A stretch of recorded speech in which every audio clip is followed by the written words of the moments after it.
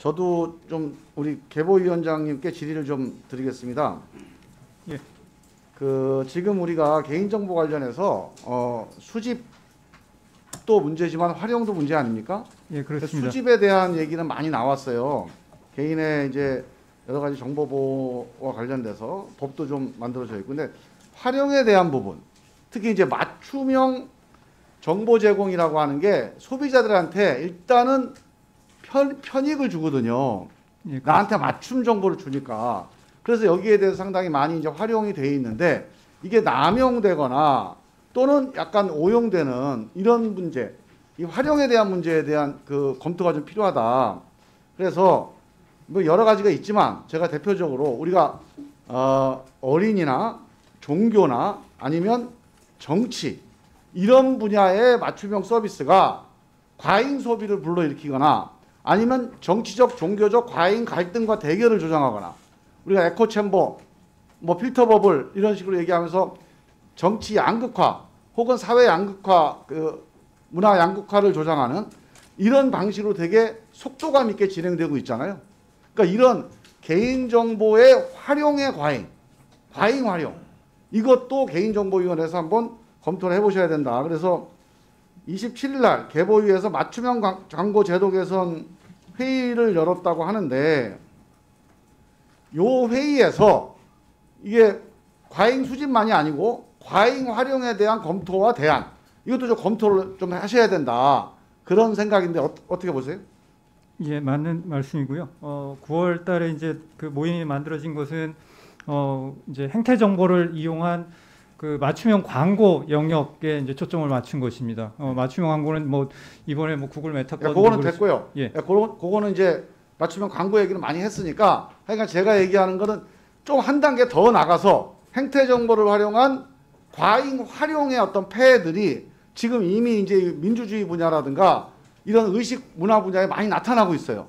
그런 점까지도 같이 검토를 해주십사는 부탁을 드리고, 그다음에 제가 이제 이 개인정보와 관련해서 3대 원칙을 한번 제안을 드려보려고 합니다. 개인정보를 다룸에 있어서 우리가 지켜야 될 원칙이 뭐냐? 첫 번째로는 개인 권익을 보호하는 게 첫 번째 원칙이 돼야 된다. 두 번째로는 이 개인정보를 할지라도 정보의 공공적 활용, 공익적 활용은 확대돼야 된다.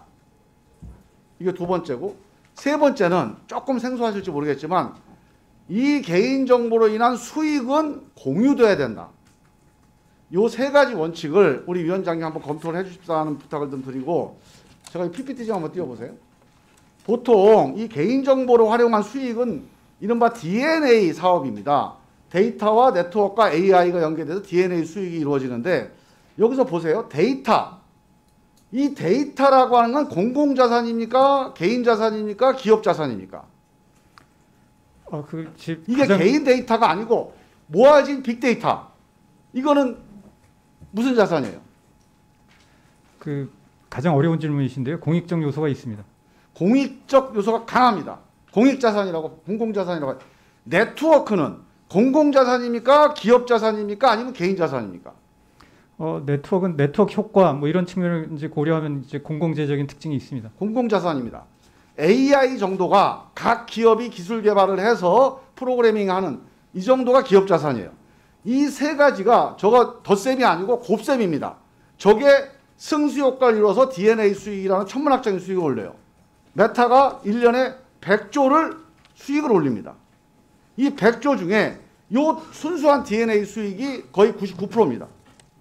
자, 그러면 이 100조가 개인 기업의 사유재산이 되는 게 과연 이게 마땅한 건지, 여기에 대한 근본적인 사회적인 논의, 즉 이 개인 정보에 대한 법률적인 논의만이 아니고 사회 경제적 정의를 할 필요가 있다. 과연 이 개인정보가 쌓여져 만드는 빅데이터, 이 빅데이터와 네트워크가 합쳐서 만들어지는 이런 DNA 수익, 과연 이거는 우리가 근대 이후에 설정했던 보호돼야 될 사유재산이냐.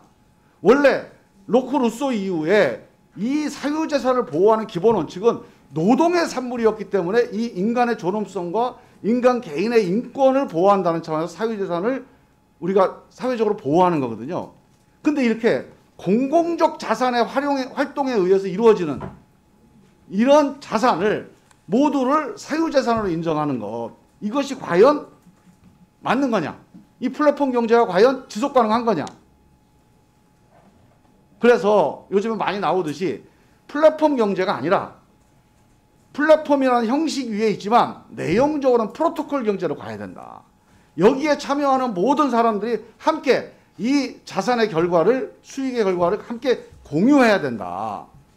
그런 관점에서 이 문제를 한번 접근해 볼 필요가 있다. 저는 이거를 개인정보에 대한 사회경제적 규정 혹은 검토, 여기서 출발해야 된다. 과연 개인정보는 누구 거냐? 개인정보의 여러 가지 그 결과는 과연 어떤 의미가 있는 거냐? 이런 논의가 좀 필요하다고 봐요. 지금까지는 플랫폼 경제의 초기 상태라서 이 문제에 대해서 그냥 기업이, 그래서 이른바 주주자본주의가 아직까지는 지배하고 있습니다. 여기에 대한 논의를 해볼 때가 됐다, 이런 생각이 듭니다. 여기에 대한 의견 좀 부탁드립니다. 예, 뭐 되게 중요한 지적을 해주셨고요. 외국에서도 일부 지금 의원님 말씀하신 거 이제 일맥상통하는 그런 논의들이 근래에 좀 나오고 있습니다. 그래서 그런 외국에서의 논의도 그렇고 지금 의원님 말씀하신 뭐 그런 맥락의 국내에서의 논의도 그렇고 이제 참고해서 앞으로 이제 발전 방향을 좀 더 모색해 보도록 하겠습니다. 그 회의에서 이런 논의가 있으면요, 저희 국회에다가 꼭 그 내용을 좀 전달해 주시고, 요 논의에 대한 개보위 차원의 앞으로 논의 계획이 있다면 좀 자료로 제출을 좀 해주시기 바랍니다. 네, 알겠습니다. 예.